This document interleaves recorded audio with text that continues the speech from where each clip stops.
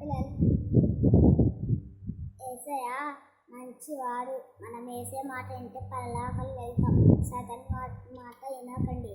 సాతాను వాడు బెడ్రూమ్లు ఇస్తున్నాడా, ఇచ్చలేడు కదా. యేసయ్యకి బెడ్రూమ్లు ఇస్తాడు కదా నాకు. అందుకనే బైబిల్ చదవాలి, మంచిగా ప్రేయర్ చేయాలా, అమ్మ వాళ్ళని తిట్టకూడదు. అట్లుండాలి మనం వేసే పిల్లలంటే. అవును పిల్లలు, ఇది కథ వింటారా? సరే మొదలుపెడదాం.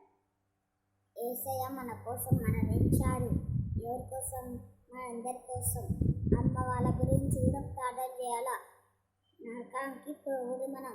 ఎంతోమంది నరకానికి వెళ్తున్నారు చచ్చిపోయి.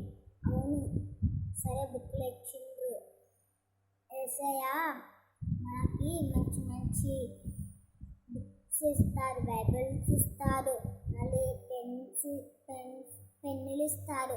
మనము దాంట్లో ఏం రాయకూడదు,